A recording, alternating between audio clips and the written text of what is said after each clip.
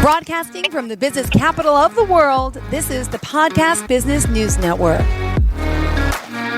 We are excited to be back with Timothy Collins Jr. He's the owner and operator of 5A Therapy Mental Health Counseling Service, and based out of Broward County. He's serving Miami-Dade, Broward, Palm Beach County, but clearly insightful into the world of mental health.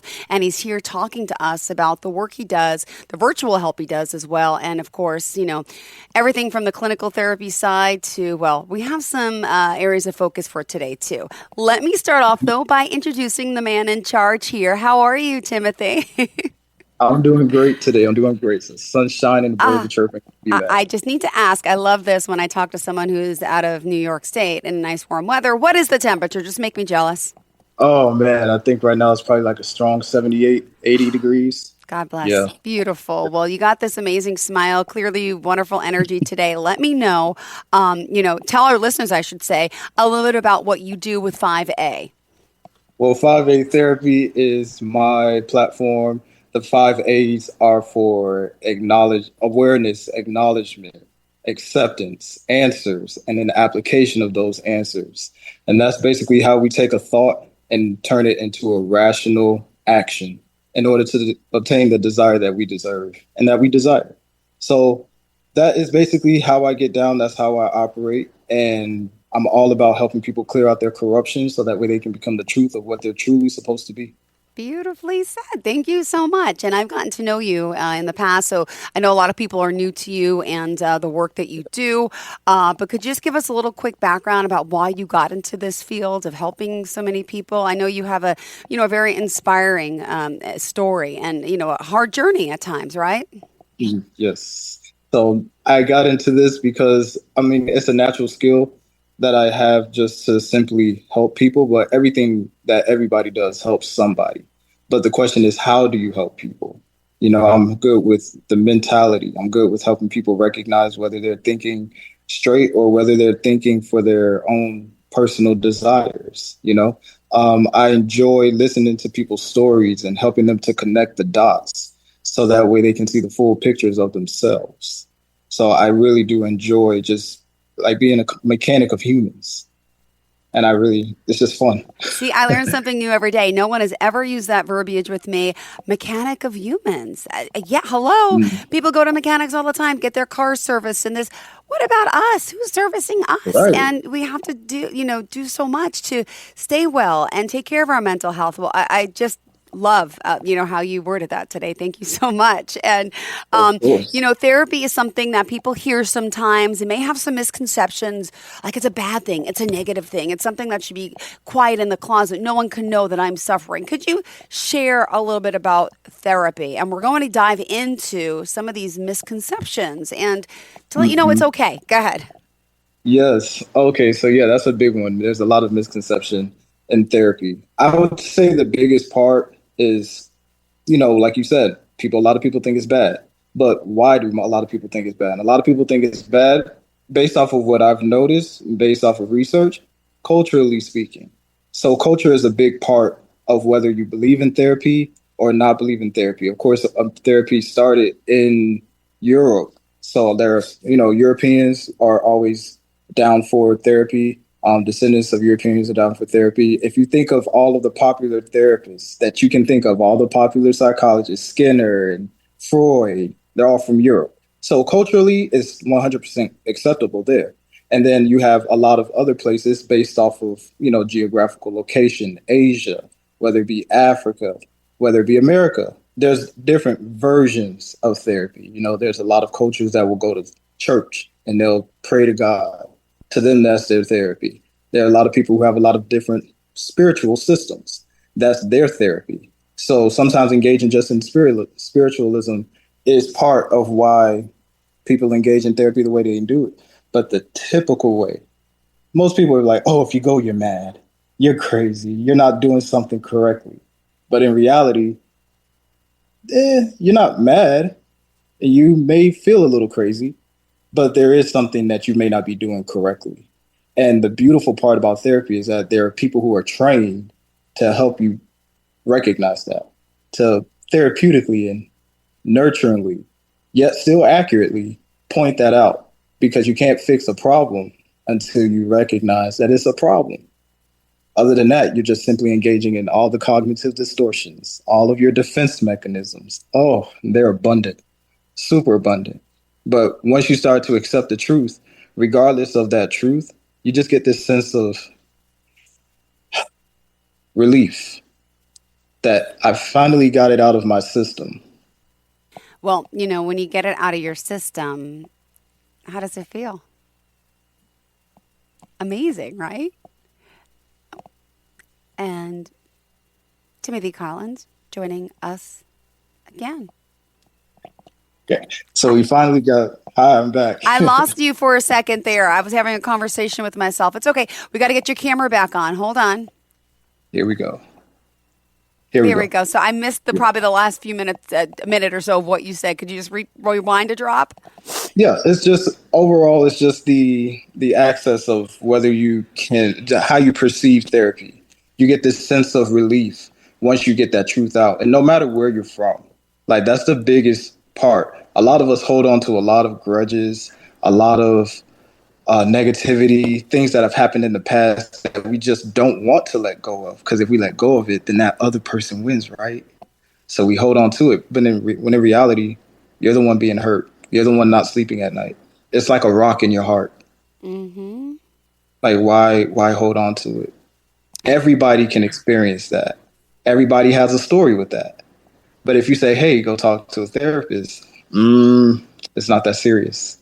So that's part of the misconception that you have to be mad or crazy, or you have to have a serious mental illness in order to engage in therapy. And that's not the case. Most people who come to therapy are just like you and me, just regular people trying to get their lives together or trying to get a handle on something that's kind of just been kicking their butt their entire life.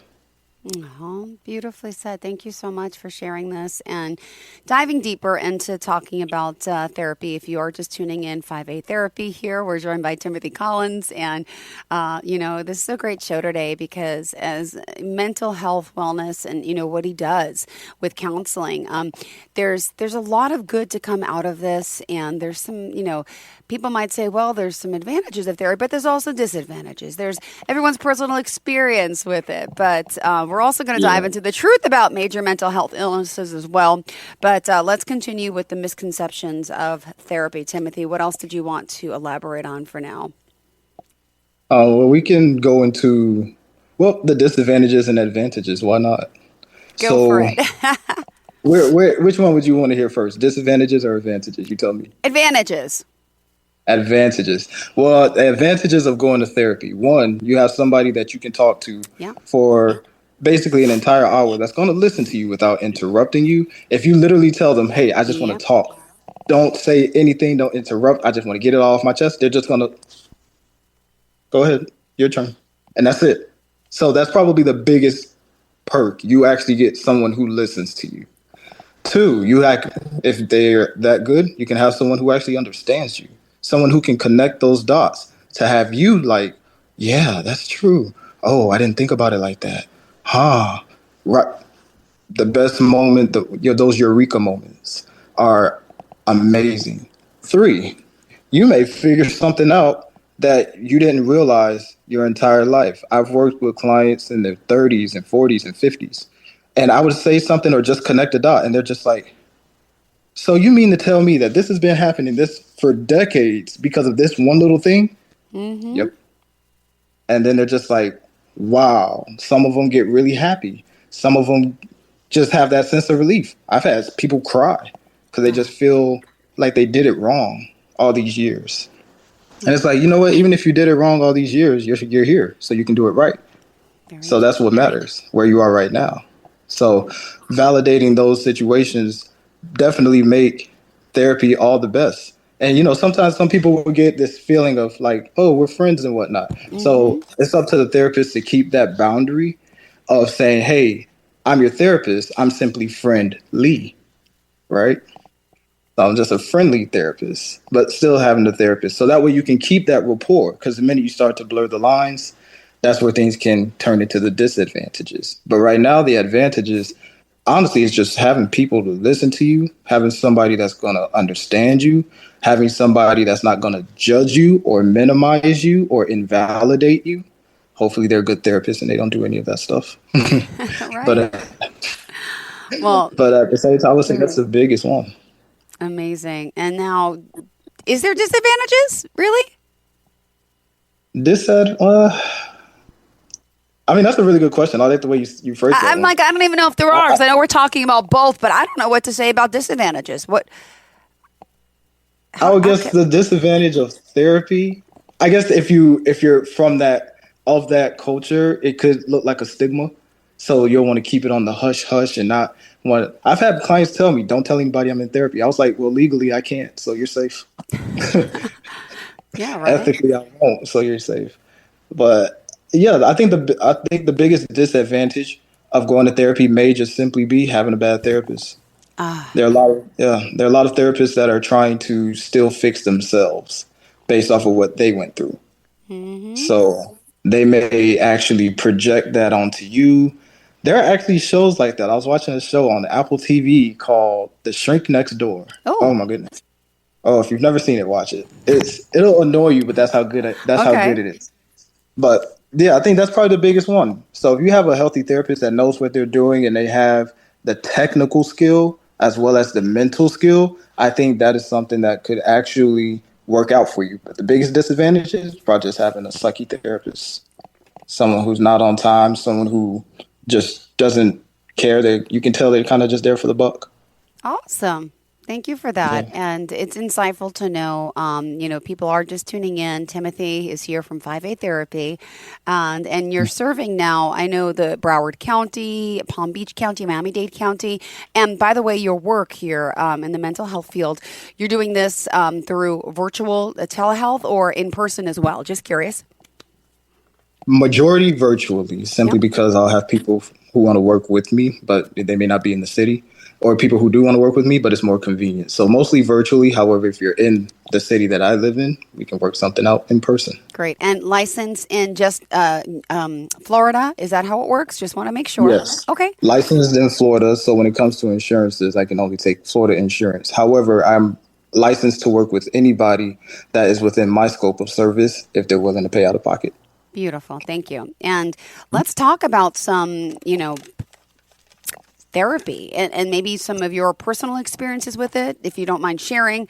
But it's always good to hear, what yourself or your clients, without using their name, of course, but some of the things that people have been saying, what they've gone through, and how they end up leaving a new, eventually an amazing, person with new self-confidence. I know I've heard some good testimonials, and I want to hear some more about some personal experiences, if you don't mind. Yes. Okay. Well, I've had one personal experience with therapy. I was in college and I have recently broken up with my college sweetheart. However, we still live together at that point. Oh, So I'm trying to figure out what am I going to do. yeah. So I go to therapy, 10 free, 10 free sessions. So now I'm trying to figure out where to go next. So long story short, she said one thing. She wasn't intentionally trying to say it, but she said one thing that still sticks with me to this day. Just focus on what you can control. So focusing on what I can control is the biggest thing that I still focus on. So in therapy, we would call that mindfulness, just being present in the moment. But we have to focus on what we can't control. And once you realize what's in your locus of control, that's when life gets a lot easier. It gets way more efficient. It gets way more effective. Now you can actually sit back and say, this is what I can handle. I'll handle this. This is what I cannot handle. Somebody else will handle it. So, Interesting. Thank you for that. And also, I know we want to dive deeper into some of the mental health illnesses that we are experiencing here. And, just a quick list: anxiety, there's ADHD, there's bipolar. I didn't even know until today because he's so thoughtful to send me notes.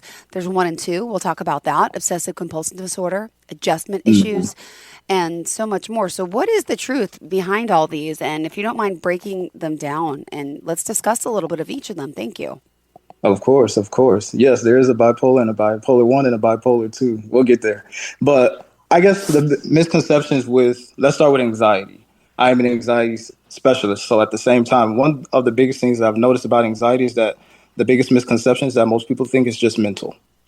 People just think you can just think about something else and it'll just calm you down.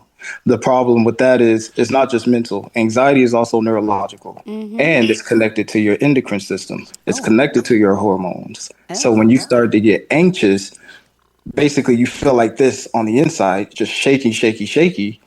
But that in itself is disorganized electricity. It doesn't know where to go. So it's trying to figure out which way to go. And then your endocrine system does this thing where it drops this little dose of adrenaline in there. Because now you're like, okay, we're braced, but we don't know what we're braced for, but we're ready for something. So now you just have all this electrified adrenaline flowing through your body with nowhere to go. So that's not something you can just think away. So there are attributes and neurological pathways that you go through in order to reconfigure and recondition your brain into thinking, hey, when I do have this reaction, yeah. I can't control the reaction. You can't control the action, but you control your reaction. So when this happens and I'm triggered, what am I going to do next? Because whatever I do next, that's what my brain is going to define as normal. Yeah. So being very careful about that one. So that's the biggest one there. And that's where reconditioning comes into play. It's challenging, but it's fun. At least for me, it is. Oh, thank you for sharing that. What else is on the agenda did you want to share? Because there's a lot that we're suffering with. And I just, I feel we've mentioned this before, but since the pandemic, it's been the uptick in anxiety and mental health Mhm. awareness. I think it's like, okay, we're learning more. We're all going through something, but I just feel like we've been more aware mentally of what people are going through since the pandemic because we all went through something together, Big which time. I think is making it a little more acceptable to go to talk to someone. But tell me your thoughts and what other things are we dealing with here?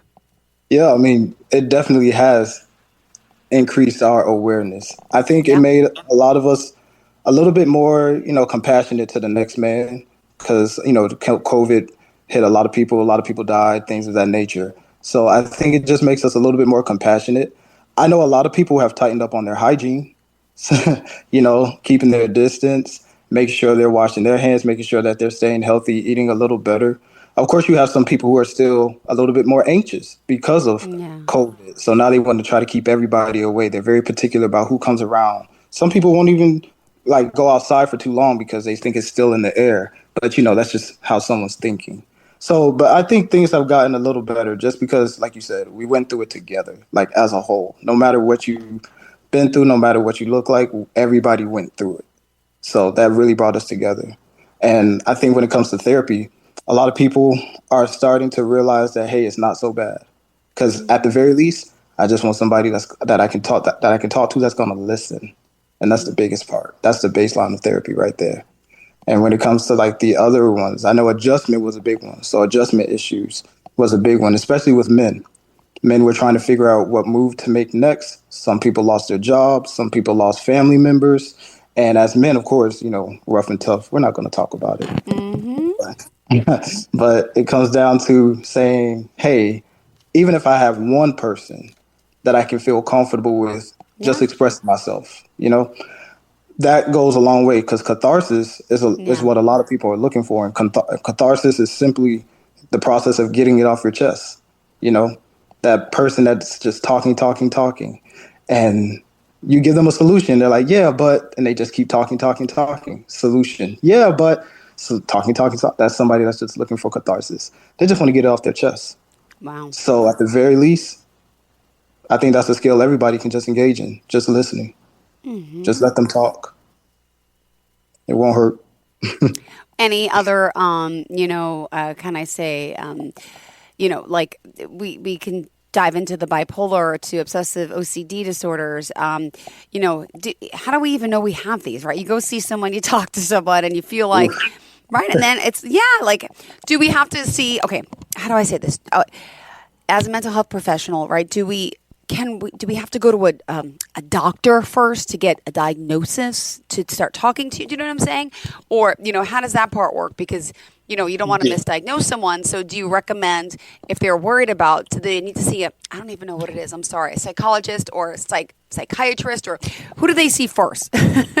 Well, typically, any licensed clinician can diagnose. So a master's level therapist, psychologist, and a psychiatrist can diagnose. We just diagnose at different levels. And the differences between all three, honestly, is just the amount of assessments you can do.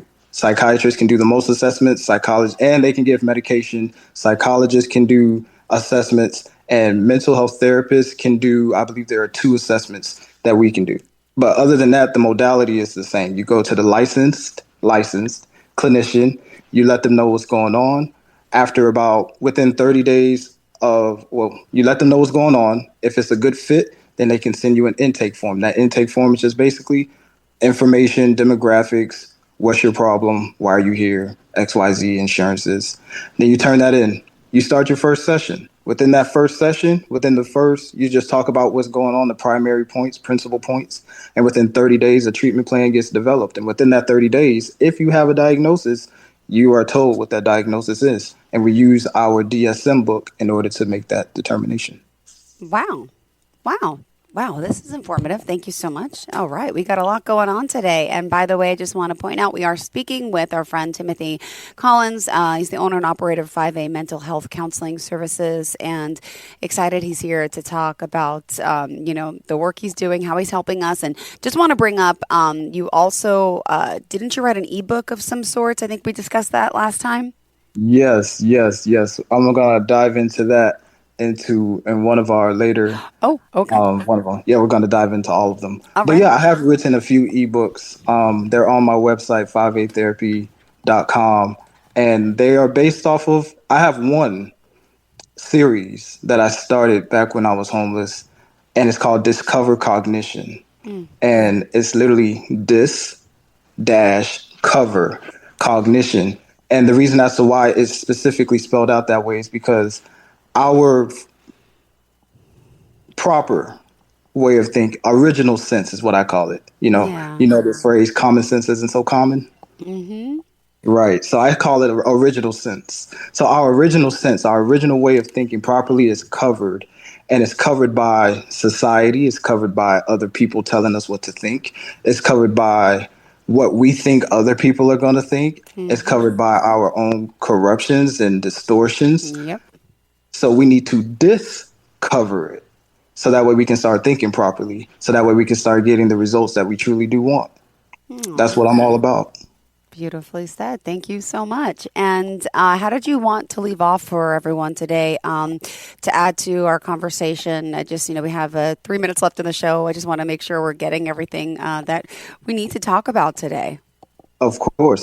Well, I will say this for you, Jill. Bipolar 1 is when you have the one symptom of manic stage. And bipolar 2 is when you have 2 symptoms of manic and depressive stage. Wait, can you break down what manic really is? Manic is basically when you go into a hyperfixated mode and you just have, in layman's terms, you just have a lot of energy and you just tend to focus that energy into something. Maybe you excessively clean. Maybe you go excessively shopping. Maybe you are just really hyped. I've had clients where she just drew for days or just hours at a time. So that's a manic state. And the depressive state is a complete opposite. You're not doing anything. You don't feel the need to do anything. You're just moving slow. Your body is just completely depressed. Oh, wow. Thank you for, I wasn't aware of that. It's funny. I always joke around, I'm OCD. I clean a lot, but could bipolar with a manic bipolar 1 be the same as an OCD? This is where I'm confused. No, because OCD is basically that obsessive compulsive. So obsession, the literal technical definition is consistently thinking about something, whether it's conscious or unconscious. It's just always on your mind. That compulsion is having to act out the thought. So OCD is basically where I guess the best example is like somebody's at a light and they're trying to turn the light off. But in their head, they didn't turn the light off correctly, although the lights are completely off. So they stand at the light switch and they flick it on and off until they feel like they did it right. Now that 1 second has turned into 1 hour, 2 hours, Yeah. That's OCD. I think, Jill, you're just an organized person. Yeah, with some OCD tendencies, but yes. The tendencies, yes. It's all right. I mean, no one is perfect, right? Let's bring that up. To whatever you're struggling with, whatever you're dealing with, whatever you feel like, it's okay. And to know that you're not alone. Timothy, yes. Yeah, it's always a pleasure speaking with you. Thank you so much. Of course. I was glad to be here, and I can't wait for the next one. Great. Let's have some more fun. Thank you. And how can we reach out to you? You can reach out on business number 786-495-6503. We also have the email address at tcollins@5atherapy.com. And you can always visit the website at 5atherapy.com. Perfect. Thank you so much. You have a fantastic day and enjoy the beautiful weather and keep doing what you do, which is bringing good to others and helping them. Thank you so much, Timothy. Enjoy your day. Thank you. Bye-bye. Bye-bye.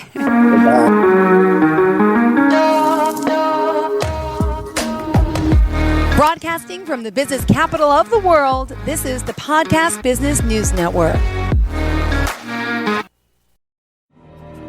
For nearly 2,000 severely injured veterans, everyday life has become filled with barriers. Day-to-day simple tasks can become pretty daunting. I have to carry my chair up 2 flights of steps or have somebody do it for me. What scares me the most is just the falling. When I'm struggling with my house, I think, to have that one great barrier just knocked down, it's crucial. Home for Our Troops is a wonderful nonprofit that builds a mortgage-free, fully adaptive, handicap-accessible house. And there's no catch. It'll be our very first home that we've ever owned. This is a game changer. This is where your life begins again. We need you to join us in completing this important mission. Please visit hfotusa.org and help build homes and rebuild lives. Because of you, everything's going to be okay.